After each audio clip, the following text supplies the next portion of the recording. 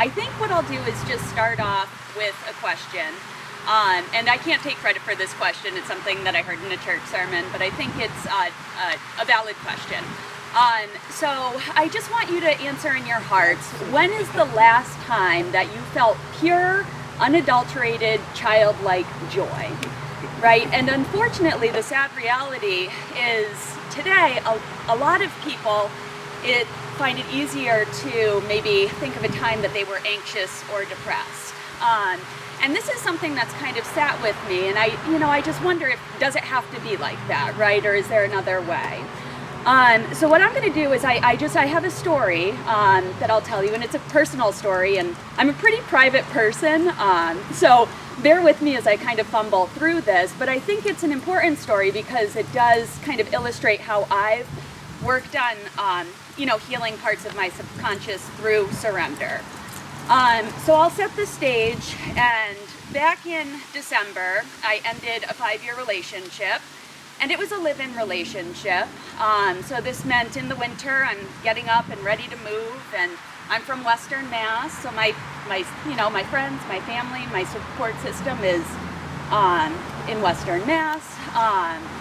So I had a time where I felt really lonely, and I was kind of struggling and trying to figure out what my next steps were.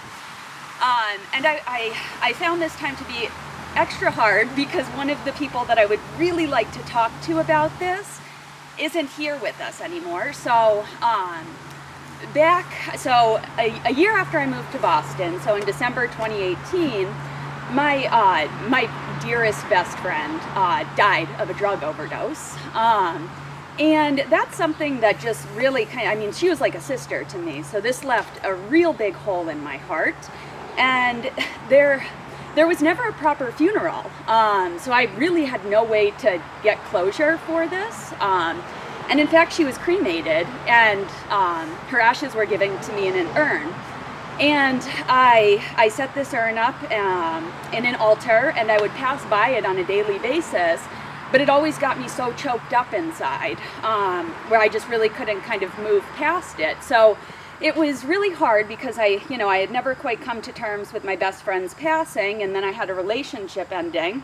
So it just kind of felt like life was giving me all these curveballs, and I had no idea how to hit them.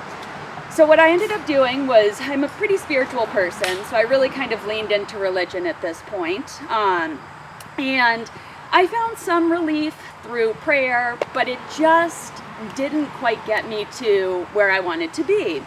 So I started this YouTube wormhole, and I kind of started doing a deep dive into spirituality and religion, and just kind of looking into different things that might resonate with me and kind of help me through this process. So the first one was, I came across this great video. It was a clip from a children's TV show, Avatar: The Last Airbender. And so it was a, 5-minute clip, and it just talked about how to clear your 7 chakras in really simple, easy to understand terms, which is what I needed because this was all new to me. So basically it was just saying that you cannot create balance in this world without creating balance in yourself first. And in order to create balance, you have to find ways to release your earthly attachments so that you can let the blessings from the universe flow in. So I'm like, this is really cool. So I kind of took that for what it was, and I continued into my YouTube deep dive. And I came across another video, which was essentially a guided meditation. And I can kind of walk you through it, and whoever feels like, kind of going through the process is welcome to. But essentially what it was I closed my eyes, and I was listening to this guided meditation, and it's about an emotional release. So with my eyes closed, I was just kind of looking for all of the trauma and kind of balling it up inside of me. So for me, the trauma was my best friend passing, plus this relationship ending, plus these childhood traumas, and it kept balling up and rolling up inside of me and getting bigger and bigger. And I really felt it. I cried, and I'm shaking, and I'm like feeling this getting bigger. And all throughout this time, it was a guided meditation. So eventually, once you have this ball in your stomach, you can kind of send it up to your chest. And then from your chest, they told me to send it through my throat. And then from there, they just said to release it to the universe through your third eye. But basically, it's just about visualizing and just letting it go. And I went through this whole thing, and this was for me, it was an incredibly powerful release, where I really felt like, all of the pain and anguish was really and truly was just kind of lifted from me. So I kind of, this path led me into, some other directions. So I'm curious now, like what else is there for me to learn? What else is out there? So I ended up doing a church hop, right? I'm raised from a non-denominational Christian church, which just basically means that the church is run by the congregation rather than subscribing to a denomination like Catholic or Baptist. So I started doing this church hop to kind of find, different messages that might, kind of resonate with me. And I went to a Unitarian church. And I found it so interesting because it felt just like I was going to a Christian church, but of course there were so many, things that were different. And one of them was, instead of praying, they asked to meditate. So I experienced that, and that was, it was interesting, just another way to kind of release these things. So I'm still kind of in this curious mode, and a series of events led me to a Buddhist peace pagoda. So I end up there next, and a peace pagoda, the one that I went to, it's in Leverett in Western Mass. So there's the temple where you can appreciate, and you don't go inside of it, but you stand outside and you can appreciate it. So I did that, and then I decided, I'll go into the temple too, just to see. I'm curious. So I go into the temple, and it was amazing. I mean, it was just surreal, and it was so beautiful and so well decorated. So I'm kind of just like walking around and checking things out and kind of tinkering around with things.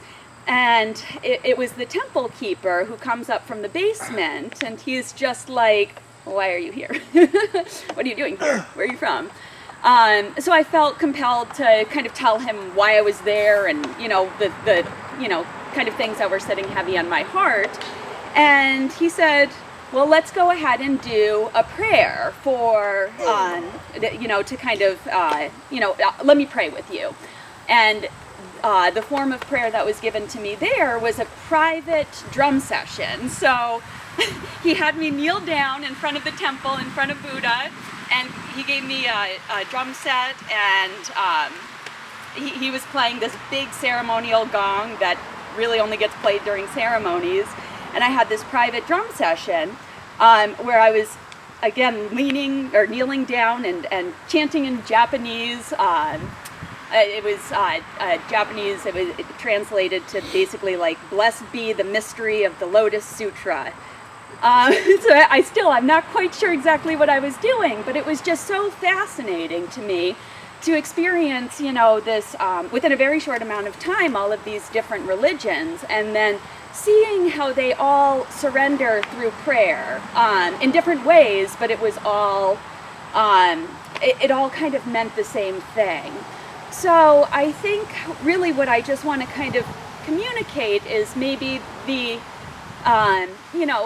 importance of surrender. So, I think that one of the nice things about religion is it gives us faith, right? Because if we're going to surrender, we have to have faith, and we have to have hope that everything's going to be okay, right? Surrendering isn't just about raising your arms and saying, like, it will be what it will be. Like, you got to put in work. You go into your intuition, into your heart, and you find, what you're supposed to be doing, and you put that work in. But you can only do so much, and then you have to kind of release control, and that's the surrender. But the other important thing that I think kind of goes with this is faith and hope, so that, you can come out of it in a positive way. So that, for me, is what's interesting about religion, is it provides this very tangible path to faith.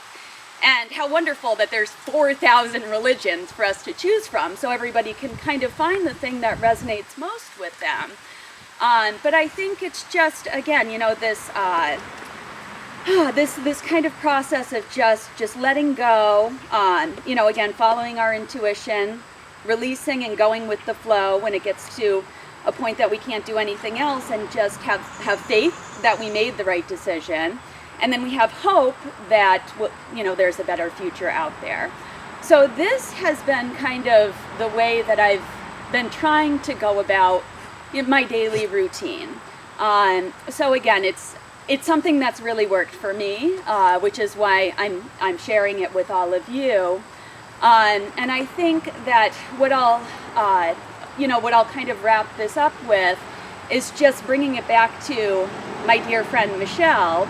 Tomorrow's her birthday, and I just think it's so wonderful. Like, here I am, like, I don't like sharing about myself, like I hate talking about myself, but here I am, I agreed to do this event, which really kind of, you know, focused on the passing of my friend Michelle, which one of the things that kind of inspired it.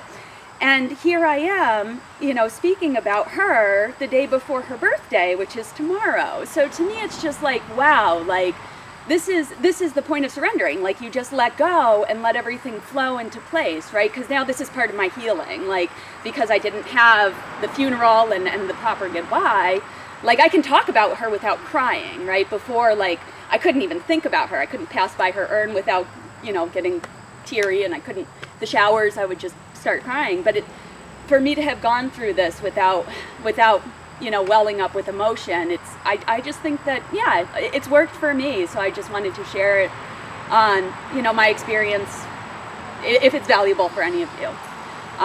So life's crazy. Thank you.